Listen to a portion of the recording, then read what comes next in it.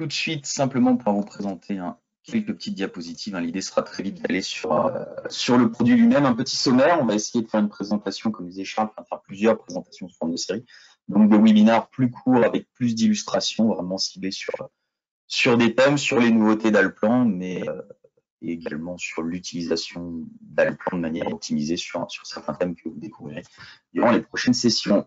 Pour aujourd'hui, quelque chose orienté plutôt BIM sur la gestion des attributs, notamment les attributs dynamiques, qui sera le gros de la présentation.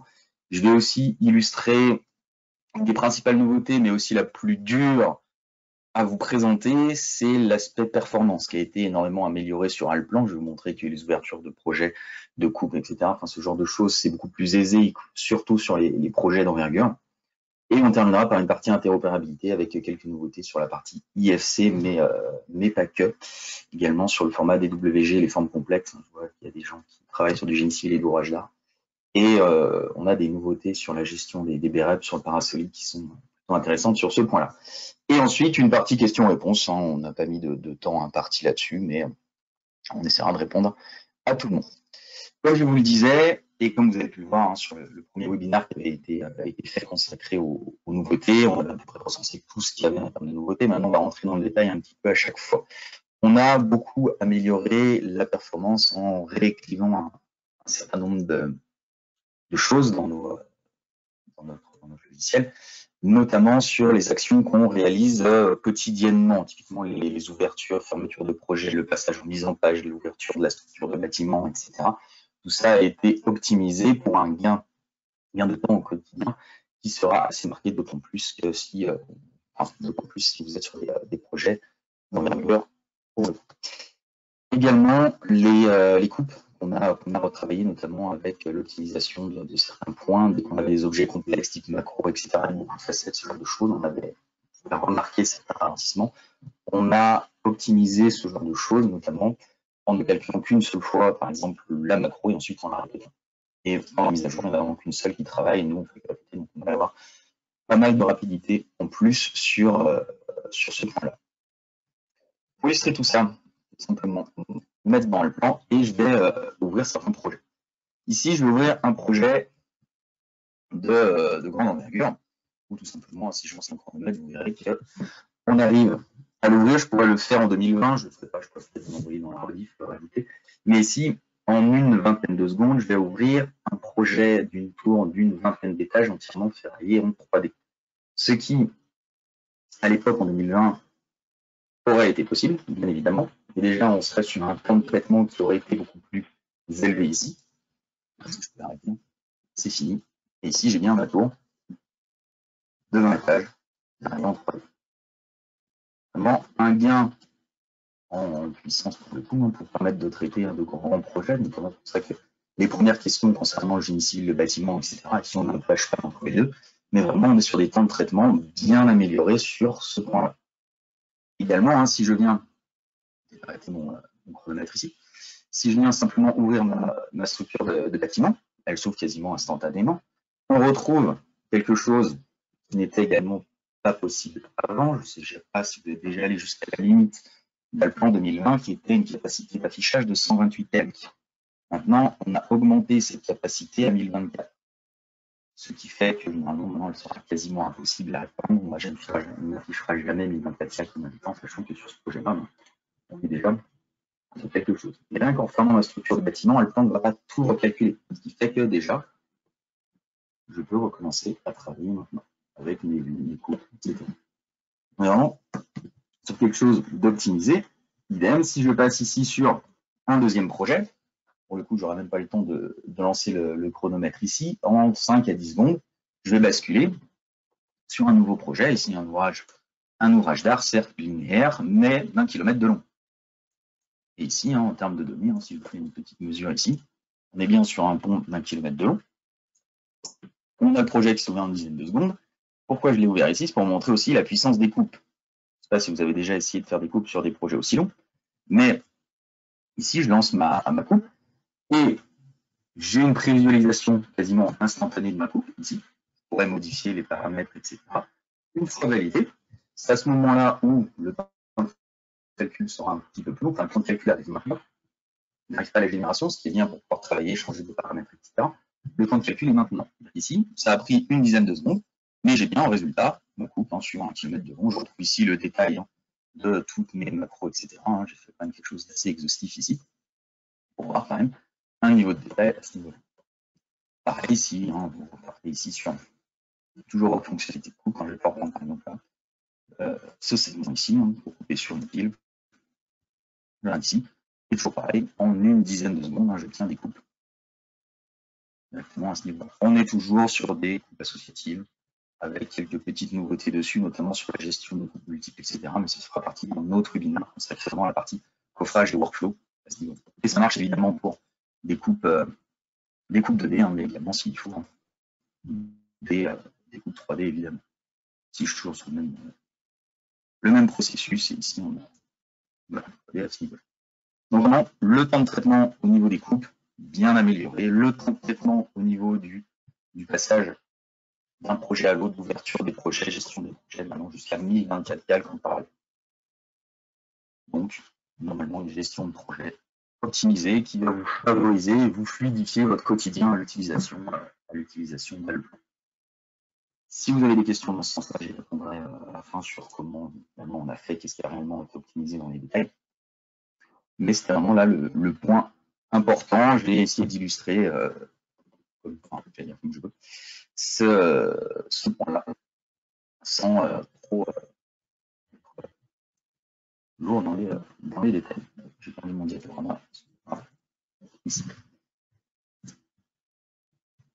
Le gros sujet que je souhaitais traiter durant ce webinaire, c'est vraiment la partie attributaire et notamment la partie des attributs dynamiques, qui nous ouvre pas mal de portes en ce qui concerne finalement l'enrichissement de notre modèle.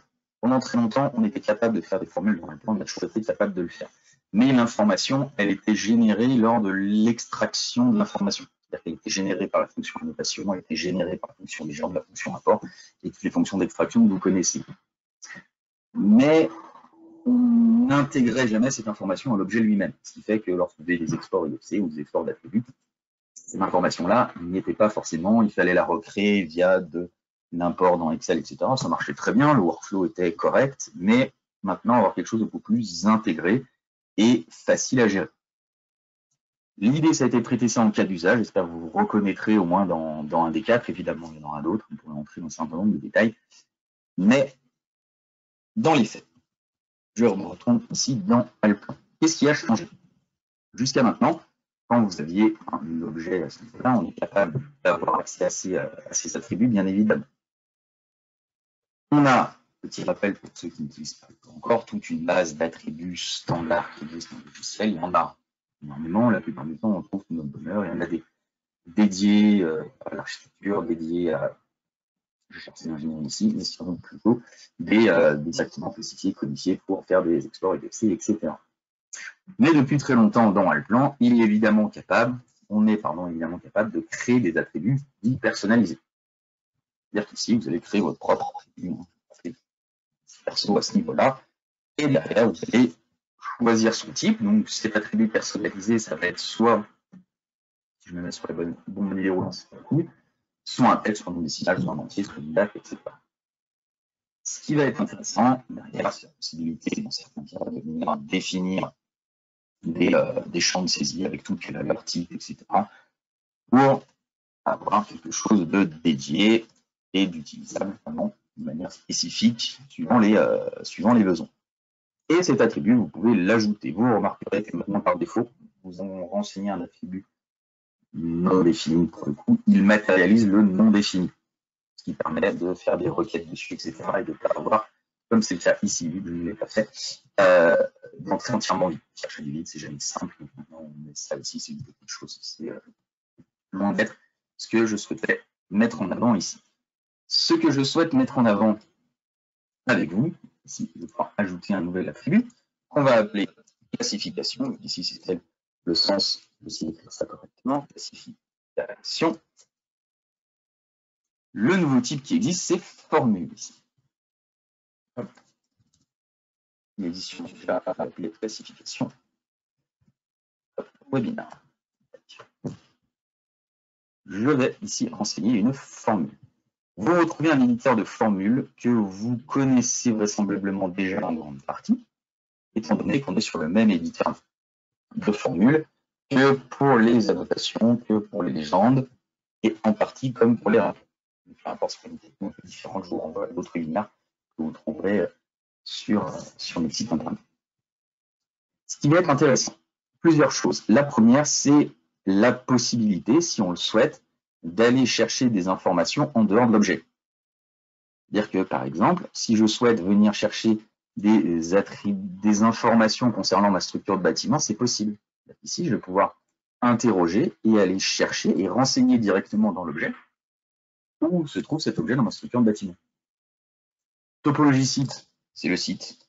Propriété au-dessus, pardon, propriété, site, et ensuite bâtiment, étage. C'est-à-dire que si je viens chercher ici topologie, étage, automatiquement, dès que je vais valider, ici, je vais ajouter mon attribut à mon objet, et automatiquement, l'information R+1, le plan vient la chercher, mais il va la matérialiser dans l'objet.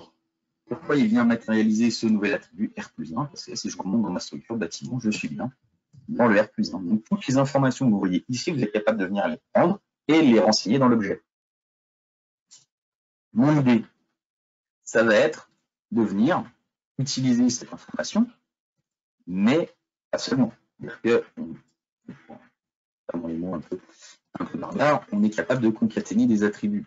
Ce qui veut dire qu'à partir de plusieurs attributs, je vais être capable d'en créer plusieurs. C'est-à-dire qu'ici, je vais pouvoir ajouter une partie de texte. Si j'ajoute du texte, toujours mettre des guillemets. Si j'ajoute juste un underscore, et je vais pouvoir rajouter une information complémentaire. Si je veux faire de la classification, ce qui peut être intéressant, c'est d'aller chercher le type de l'objet.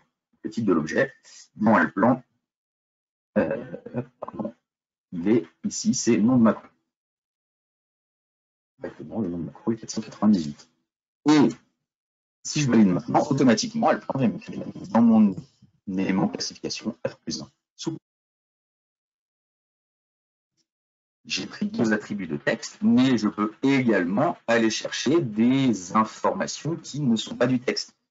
Je ne sais pas si vous avez déjà utilisé la commande format, qui va permettre de venir à partir d'informations métriques, c'est des nombres décimaux la plupart du temps, donc c'est des hauteurs, largeur, surface, volume, etc., de venir les mettre dans des textes, des chaînes de caractères. J'ajoute un underscore, je mets ici une commande pour qu'on comprenne qu'il doit injecter l'information. Ici, c'est %.0f. Je rentrerai dans les détails tout à l'heure si vous avez des questions. Pourquoi j'écris ça comme ça, mais voyez ça comme un code qui va permettre de comprendre, de faire comprendre à Alplan qu'il doit venir injecter ici l'attribut. Je suis input, donc j'ai besoin de l'attribut largeur. Je multiplie par 100 pour ramener en centimètres, et j'ai besoin de l'attribut hauteur par la suite, que je vais venir multiplier également par 100. Vous remarquerez qu'il écrit en bas la formule ici. Hein, je vais bien le détail de ce que je connaissais les codes, c'est des choses qu'on utilise souvent, donc je vais pouvoir le faire ici. Je vous le montrerai plus tard. Ici, pour le moment, je n'ai pas d'erreur. Donc, dès que je valide, il va calculer l'élément ici, hein, et je retrouve ma classification ici. J'ai enlevé une partie, pardon, non, c'est celui-ci. On est en train de faire ensemble R+1 sous-outre dans le 45. Évidemment, cette information, on est capable de venir l'annoter, s'il fallait. Je vais faire ici annoter. Vous pouvez évidemment créer une annotation personnalisée, bien sûr, c'est toujours ce qui est mieux, mais ici, si je viens chercher, pardon, c'est celui-là, j'ai directement mon information ici. Donc, le corollaire de ça, de pouvoir travailler les informations en amont dans l'objet, c'est que ça va vous simplifier énormément vos formules d'annotation. Où finalement, les annotations, ce ne sera que venir chercher l'info que vous avez déjà précalculée dans vos objets. Ce qui va être également très intéressant, je continuerai un peu cette formule ici, mais on dit souvent que la palette objet d'Alplan est un explorateur BIM. Pourquoi? C'est d'autant plus vrai maintenant, c'est-à-dire que cet attribut codifié, rien ne m'empêche de venir ici, faire un tri en fonction de cet attribut. Directement ici, pardon, utilisateur, on est sur webinar, je prends ici ma classification web, automatiquement, je retrouve mon élément ici. Si je le fais avec un attribut de classification que j'avais déjà, ce sera plus intéressant ici. Automatiquement, on retrouve à chaque fois le type de l'objet et ses dimensions. Si bien que si je veux venir, par exemple, isoler tous mes poteaux 20-20, ils sont ici, je les sélectionne. J'ai ici de sélectionner tous mes poteaux 20-20. Donc, ces attributs de classification, que ce soit pour nous en interne, ça va avoir une utilité, mais également lors des exports IFC, je vais y venir tout doucement. En termes de numérotation, on peut continuer, et même si je fais les choses toujours sur le même attribut, mais évidemment, on pourrait faire les choses un petit peu différemment, les découper, etc. Parce que, de la même manière, ici, j'ai numéroté mes poutres avec la fonction numéro d'éléments. On pourra revenir là-dessus s'il le faut également. Mais je vais pouvoir intégrer cette information à ma chaîne de caractères ici. Donc finalement, on retrouve ici toujours avec un plus. Je mets ici des underscores, il supporterait les espaces, mais par habitude, il faudrait que vous les déconseillez, bien que ce soit possible. Ou décorant des formules, les espaces ne sont jamais généralement votre ami. Je récupère l'attribut ici, numéro élément position. Je viens couper au 13e. J'ai un doute. On va garder 3 chiffres, donc c'est 12e et 3 ici. Okay. Ici, hein, je retrouve bien toujours ma classification et le 0,4 ici, je viens de l'intégrer à la suite. Vraiment. Toutes ces formules qu'on avait l'habitude d'utiliser, on est capable d'une part de les utiliser dans nos formules d'attributs, mais de les mettre les unes après les autres. Si j'ai quelque chose qui est un peu trop détaillé, mais c'est quand même quelque chose d'intéressant ici. Ça, c'est ce que j'ai regroupé dans mon premier cas d'usage, sur cette partie BIM ici. Si on va jusqu'au bout de cet exemple-là, mon attribut ici, c'est bien pour moi en interne. Ça va créer un code. Mais une des nouveautés de la version 2020, ici je vais bien le mettre sur mon bureau, c'était, je ne sais pas si vous vous souvenez, la possibilité de mapper des attributs. J'ai fait importer, alors je vais exporter. C'était de mapper des attributs. Je récupère ce que je veux exporter. Okay. Et ici, on va le mettre sur mon bureau. Il va s'appeler Web 1, parce qu'on fera quelques exports tout à l'heure. Vous verrez des nouveautés assez sympathiques. C'était la partie mappage des attributs. Si vous étiez passé sur cette information ici, où vous êtes capable de venir remapper lors de l'export vos attributs. C'est-à-dire que l'attribut qui s'appelait ici classification web, je ne vais pas dire grand-chose, vous pouvez soit le mapper de manière générale, donc pour tous les objets, ou le mapper spécifiquement pour un objet ici. Vous pouvez faire par entité d'objet des classifications d'attributs. Soit global, si vous le faites en général, ici moi je vais le faire pour mes poutres par exemple. Et en termes de classification, vous allez retrouver vos attributs, donc vous allez chercher votre attribut web ici, et par défaut, il veut l'exporter en attribut alpha. Mais rien ne vous empêche ici de venir lui dire que non, je veux le mettre dans les P7 de ma poutre. Donc ici, ça peut être un peu barbare, mais il faut que vous les connaissez. Toutes les différentes associations ici. Et vous pouvez, c'est pas du tout ma relation, pardon, c'est la classification. Je les mets dans mes P7 de ma poutre. Et ici, j'ai envie de lui dire que c'est l'attribut name et je le mets en label. Je pourrais continuer avec d'autres informations, évidemment. Je valide et je vais faire mon export ici. Lorsque vous faites votre export, Altplan matérialisera dans le fichier de config que vous venez de faire et il est également donné quand ici je retrouve mon web 1 que je vais ouvrir dans SolidBrick chez moi, mais évidemment, ça va vous montrer bon nombre de visionneuses IFC, en tout cas des visionneuses IFC, pour retrouver les différentes informations qu'on vient de donner. Je prends ici ma maquette à l'intérieur. Si je prends cet objet-là, je retrouve dans mes P7 ici l'attribut name que j'ai renseigné en faisant une concaténation ici. Ce genre de choses, vous le retrouverez dans les chartes où il y a beaucoup de Revit qui sont utilisés, où il y a les notions de famille qui sont souvent écrites comme ça dans les objets. Et dans Altplan, on a toutes les informations, on les matérialise différemment, on fonctionne différemment. Maintenant, lors de l'export, vous allez pouvoir recréer cette notion-là assez facilement avec le nom de l'objet et des dimensions. C'est vraiment l'idée d'aller jusqu'au, c'est pour ça que je parlais de classification, de concaténation, etc. C'est vraiment dans cette idée-là. Je vous avais mis un quart d'heure, je vais faire beaucoup plus, mais ça, vous êtes habitués, j'ai tendance à parler pas mal. Deuxième cas, ça va aller beaucoup plus vite. Pour tous celles et ceux qui souhaitent faire du quantitatif. En coffrage, je suis parti sur cet exemple-là, mais on a le calcul des surfaces de coffrage. Ils sont toujours un sujet. Et il existe un attribut dans le plan surface de coffrage d'ailleurs, qui renvoie toute la surface de l'élément qui n'est pas en contact avec un autre objet. Mais bon, c'est pas forcément ça qu'on veut. Évidemment, si je pars en surface de coffrage, mais je le bac derrière, c'est bon, je suis sûr que l'attribut n'existe pas. Et je vais partir ici en formule. Typiquement, je vais pouvoir lui indiquer comment je souhaite calculer ma surface de coffrage pour une poutre. Donc, la surface de coffrage pour une poutre, si on le fait ici, ça va être la longueur multipliée par la largeur, plus 2 fois la hauteur multipliée par la longueur une fois de plus. On peut l'écrire différemment, mais c'est plus simple à expliquer. Et on voit d'ailleurs ma formule s'écrire en dessous. La longueur fois la largeur plus 2 fois la hauteur. C'est le périmètre de la poutre sans la partie sup multiplié par sa hauteur. Et ici, automatiquement, il va venir me calculer cette valeur qui va être ici, bon, je fais confiance sur parole, la surface de coffrage de ma poutre. Et cette surface de coffrage, maintenant, elle est supportée par l'objet et elle n'est plus calculée lors de l'export dans un rapport, dans une légende, dans ce que vous voulez. Maintenant, l'information, elle est dans l'objet. Et si elle est dans l'objet, vous pouvez l'exporter en faisant un mappage et en définissant que cette surface de coffrage dans votre IFC, c'est cette valeur ici. Ce qui, avant, pour le coup, sans passer par l'export des quantités en Excel et le réimport, n'était pas aussi fluide dans le workflow ici. Dernière chose qu'on va aborder, enfin dernière chose, non, avant-dernière chose, que vous connaissez peut-être, que vous utilisez peut-être dans les formules, c'est les relations entre les objets.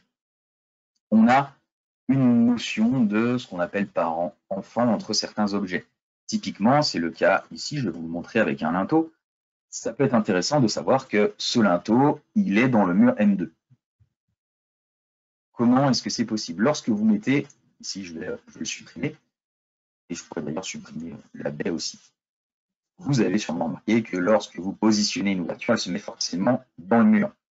Elle se met forcément dans le mur parce qu'on dit que l'ouverture est parent et enfant du mur. Grâce à une formule, justement, parent, je suis capable, à partir que ce soit de cette baie de fenêtre ou à partir du linteau, de venir interroger ce qui se passe dans l'objet parent, donc dans le mur. Comment est-ce que ça fonctionne? Ça va être très simple ici. Si je le fais sur le linteau, ici, je vais créer un attribut personnalisé qui va être ici, on va l'appeler déflectation linteau, et directement avec une formule, ici, je vais être capable de venir chercher, d'ailleurs ce sera l'occasion de reparler de cette édition de formule, mais si vous descendez tout ce que j'utilise jusqu'à maintenant, je ne l'ai pas inventé. Il est directement ici. Je mets le parent, et quand j'indique la commande parent, je dis que depuis mon linteau ici, je ne viens pas interroger les informations du linteau, mais les informations du parent du linteau, donc du mur. Donc si ici je mets parent, et je mets la désignation, ça devrait être 507 ou 506, 507, 506 c'est matériaux. Oh, gagné. Donc 507 à ce niveau-là. OK. Et qu'est-ce que je vais retrouver si je demande ici mon linteau? J'ai ici directement M2. Ce M2, il vient d'où? Il vient de mon mur qui est ici. C'est-à-dire le mur, il est bien parent. Donc si ici, on squeeze la partie mur entier. Ici, dans la désignation, c'est pas mur, ici, je vais faire 2,01, je ne sais pas pourquoi. Ici, OK. Si je retourne dans mon linteau, ça modifie effectivement mon annotation, mais également l'infiltration directement ici. Donc, pourquoi faire ça? Pour plein de raisons. Dans l'IFC, pas d'avantage particulier, étant donné que cette relation parent-enfant était déjà exportée. Mais ce qui va être intéressant, c'est plutôt ici, si vous souhaitez faire des légendes. Donc ici, vous allez pouvoir une légende sur les murs et avoir ici une sous-liste avec les différents lingots, différentes ouvertures qui sont dans ce mur-là. Ça peut être plutôt intéressant pour vraiment trier sur les objets d'affectation. Ou de la même manière, vous pouvez depuis votre palette objet venir tout simplement lui demander, vous faites votre attribut classification, affectation, et vous allez retrouver tous les objets affectés les uns avec les autres et regroupés. C'est une des manières de faire. Cette relation parent-enfant permet assez facilement de venir chercher des informations entre les objets. Par contre, certains objets sont les uns dans les autres, on a besoin d'avoir cette affectation, mais il n'y a pas de relation directe. Typiquement, avec tout ce qui va être objet de bibliothèque. Je m'explique ici. Je viens chercher une platine que j'ai faite en macro. Cette platine, si je viens à ce niveau-là, on va se mettre en snoop ici pour qu'elle trouve automatiquement le mur. Je vais venir choisir ici une coordonnée Z de mettre. Ici, j'ai ma platine qui est ici. Je peux passer en transparence pour y voir plus clair. Ici, je l'ai fait avec une platine, je pourrais faire avec différents types d'inserts, etc. On est d'accord que l'objet que je viens de placer n'est pas en fond du mur. Je peux le déplacer comme je le veux ici. Donc, comment retrouver l'information du mur? On est capable de le faire. On est capable de le faire de proche en proche. Je m'explique. C'est-à-dire qu'ici, une fois que j'ai posé ma macro, je l'avais déjà fait ici, automatiquement, j'ai bien cette information, comme quoi je suis dans le mur de 0. Si je prends le même objet, que je prends cet objet-là, je le copie, je le mets dans un autre mur. Si je viens regarder à ce niveau-là, automatiquement, je sais maintenant que je suis dans le mur M3. Comment est-ce qu'on écrit cela? On écrit cela assez simplement. Je vais le refaire avec un nouvel attribut. Directement. Je refais la même chose, mais ici, je vais l'appeler affectation de cette affectation mur web. Les commandes sont très simples. Et pour le coup, c'est les dérivés ici. On ne parle pas souvent, pas de panique. Ici, c'est pour aller chercher les couches de seconde, donc c'est plutôt dans une logique d'utilisation en architecture ici. Mais ce qu'on va utiliser, nous, on est capable de taper MT, ce qui va venir interroger les objets de proche en proche. Et vous allez pouvoir taper, si vous voulez une affectation sur le mur, MT mur. Pour taper MT mur, depuis l'objet qui est la platine va interroger le mur qui est limitrophe, le mur que l'objet que je suis en train auquel je suis en train de passer l'attribut touche. Donc si je mets MT, on est toujours sur désignation. Je fais beaucoup de désignation, mais évidemment ça fonctionne avec un tas d'autres choses. Ici, automatiquement, si je fais un MT désignation, je vais savoir que cet insert ici, il est bien dans le mur M3. Et on remarquera également que je suis capable de faire un objet de classification avec les dimensions. Et après, on retombe ensuite sur une logique de concaténation où vous allez avoir l'affectation du mur auquel vous pouvez rajouter à côté les dimensions de vos inserts. C'est quelque chose de très intéressant. On verra, je pense qu'une question viendra très vite. Elle est peut-être déjà dans la liste, un petit tour après. Ça ne fonctionne que pour les objets d'architecture macro. Je ne suis pas encore capable de renseigner ce genre de choses dans une barre dans nature. Malheureusement, c'est quelque chose qu'on travaille et que j'ai bon espoir de pouvoir faire en 2022. Mais pour le moment, ce n'est que pour la partie coffrage au sens très large. Donc tous les objets qui sortent de la partie architecture, mais également les éléments d'architecture personnalisée que je vais pouvoir utiliser à ce niveau-là.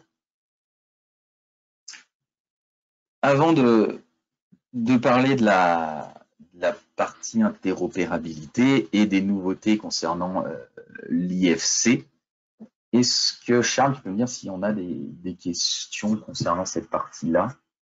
Pas encore, Paul-Marie, j'ai l'impression que ton discours est particulièrement clair. C'est merveilleux. Je continue si j'en ai encore pour 5-10 minutes pour vous expliquer vraiment cette partie IFC, avec un petit quelque chose qui était demandé depuis assez longtemps dans le plan. Mais regardez, la trame. que j'ai défini maintenant s'exporte. Ça, c'est mon export que j'ai fait tout à l'heure. On retrouve la classification ici. Mais je mets ici la trame. Je retrouve dans un certain nombre de platines qui étaient directement connectées ici. C'est un petit quelque chose qui était demandé, qui est plutôt pratique. Donc là, je le fais avec celui-là. Il y a certains viewers qui l'affichent d'office.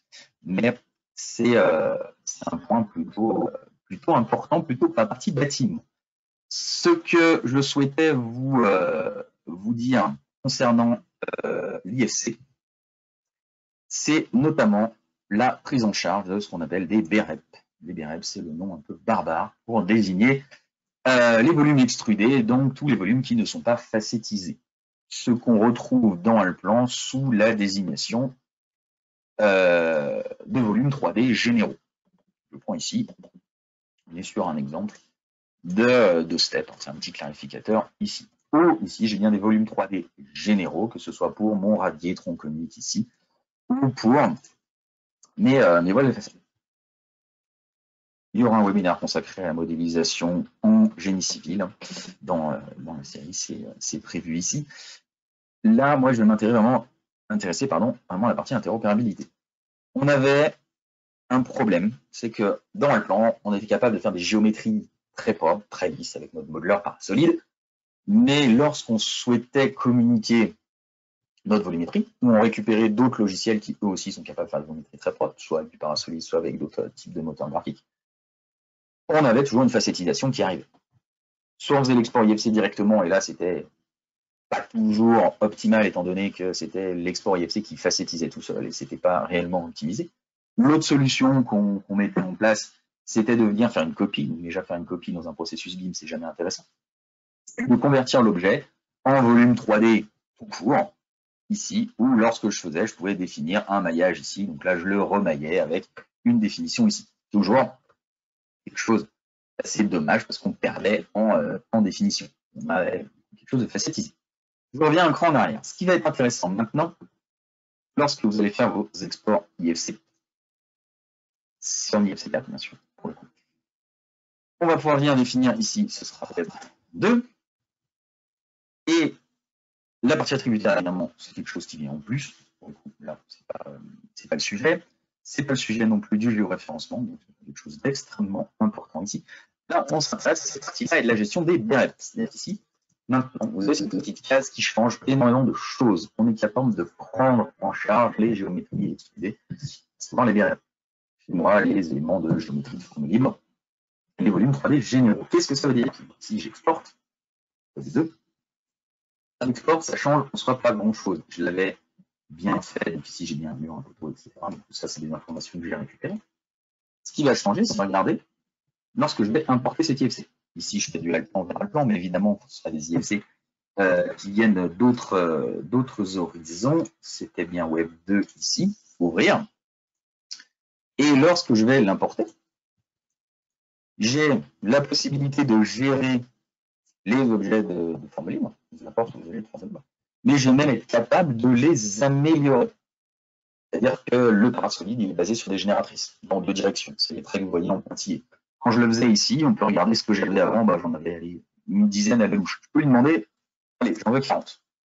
Dans un sens, et 40 dans l'autre. OK. OK. Je vais venir choisir, comme à l'accoutumée, le calque dans lequel je souhaite faire mon import. Ici, je vais prendre le 205, c'est très bien. Okay. Et lors de mon import, je n'ai pas récupéré quelque chose de facettisé. J'ai bien récupéré ici un élément d'archi perso, mais c'est du Parasolid. J'ai mes éléments, etc. Et on retrouve ici, tous mes traits en pointillé, c'est des génératrices. J'en ai plus comme avant, j'en ai beaucoup plus à ce niveau-là. Ici, je retrouve toutes les génératrices à ce niveau-là. Donc, on est bien sur des volumes 3D généraux. Je n'ai pas de facettes. Ici, je les affiche bien, les faces. Il n'y a pas de tricherie. Donc, sur tous les échanges entre Alplan et notamment les logiciels de Mega, on a cette amélioration qui va alléger d'autant plus les objets. Si d'aventure, vous êtes dans un processus où le logiciel dans lequel vous souhaitez envoyer les informations ne sait pas supporter ces BREP. Ça arrivera. On est capable également maintenant dans Alplan, d'exporter toujours en IFC. Je garde mon objet chez moi tel qu'il est en volume 3D général, lisse, etc. On va l'appeler Web 3, je crois. On est capable d'utiliser ici, d'utiliser une précision maximale de polygonisation. Là où avant, on avait vraiment des résultats qui pouvaient vraiment varier, c'est pour ça qu'on avait tendance à le faire manuellement. Maintenant, on va avoir des résultats bien meilleurs. Je réimporte. Ici, je vais avoir quelque chose de facettisé, et vu que je vais demander de facettiser, c'est pas celui-là, 15h10, c'est Web 3.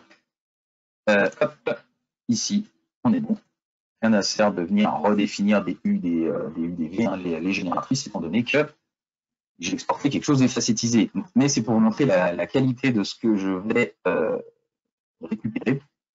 Non, sur 206. Ici, là où on va toujours mettre en contrebalancé avec ce qu'on avait dans un plan ici. Où j'ai pas quelque chose, enfin, j'ai quelque chose d'extrêmement correct ici. Avec quelque chose. Avec ici, bon, vu le nombre de points, etc. On est sur quelque chose de bien plus costaud que ce qu'on avait avant. On peut voir ici. Ici, je l'ai fait avec l'IFC. Je peux que vous encourager à le faire avec l'IFC, étant donné que toutes les parties attributaires avant et celle-ci se complètent. Là où, maintenant, on va s'étendre à d'autres formats. Et en termes de dialogue, on a un format qui marche bien, qui a toujours fait ses preuves, c'est de passer par le DWG. Pourquoi je dis ça? Parce que ce moteur qu'on a retravaillé pour notre export et notre import, on l'a retravaillé de manière globale.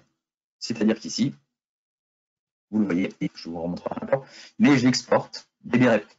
Ici, si je fais mon export ici, je l'ai exporté en DWG 3D. Je pourrais l'ouvrir d'ailleurs, hein, ça me permettrait de voir. Il est où? Il est là. Hop, je dois avoir un autre quand même qui ça vaut pas le plan, mais il se défend bien. Et on va réimporter notre fichier ici directement dans Alplan. Et quand je le réimporte, j'ai la possibilité de lui demander de convertir les éléments et de les importer non facettisés. Là où je les facetise ou pas. On retrouve la même logique. Cette case ici, ouvrir. J'ai fait une bêtise, ceux qui utilisent Alplan pour me le dire, c'est que j'ai importé deux objets les uns sur les autres. Donc ici, j'ai ce que j'ai importé, que je suis en train de décaler. Hop. Pardon. Hop, c'est celui-là qu'il faut que je décale. Voilà.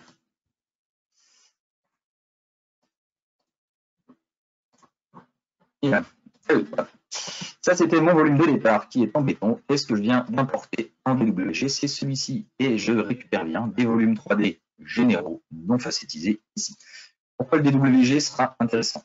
Parce que tous les logiciels de méca avec lesquels on va interagir sont du DWG 3D et font du BRF en DWG 3D dans son écrasante majorité. Et ça va me permettre de ne pas passer par cette phase de facettisation qu'on retrouve de manière assez lourde et assez, pour le coup, gênante ici. Je le refais proprement, c'est-à-dire lorsque vous faites un import dans le plan, mettez-vous bien dans un espace de travail vide. Je refais les choses proprement, c'est toujours mieux ici. Et de toute façon, on touche à la fin de ce webinaire. Je vous avais dit une demi-heure, j'ai fait une heure. Mais j'espère avoir été assez clair dessus. Le dernier point, voilà, on retrouve bien ici, c'est beaucoup plus propre ici. Et je l'ai aussi dans AutoCAD. Enfin, j'ai un ProView ici, mais on est vraiment sur mon élément 3D. On le voit bien qu'il est en vert. Je n'ai pas les facettes, etc. Donc, en termes d'échange de géométrie pure, du coup-ci, le WG ne prend pas la partie attributaire à ce niveau. Le dernier point, je termine par ce point-là. Autant l'IFC, DWG, tout ça est opérationnel à 100%, on a intégré en bêta, dans cette version 2021 déjà, un import au format Revit directement.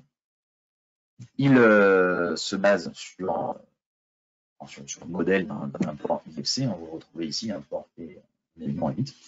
Ici, les exemples sont disponibles sur le site d'Autodesk. Donc, vous que vous pourrez tester. Vous allez choisir le calque d'import en premier. Vous allez récupérer les informations de votre fichier Revit directement en objet natif, donc en mur photophotovoltaïque, etc. On va récupérer des objets d'architecture et pas des volumes. L'objectif est ici. C'est quelque chose qui répond à un besoin du marché, qui vient venir compléter l'import IFC. Il y a pas mal de débouchés, de workflows qu'on détaillera ici. Je vous invite à le tester avec les objets que vous avez. On a encore certaines choses qui ne marcheront pas aussi bien qu'on souhaite. On est encore sur une bêta, mais ce sera finalisé pour soit la tirée 1 de la plan 2021 pour courant avril, soit pour la plan 2022. Et on retrouve bien ici la structure de bâtiment avec les différents niveaux, l'organisation, etc. Comme si on avait fait un import IFC. Merci de m'avoir écouté.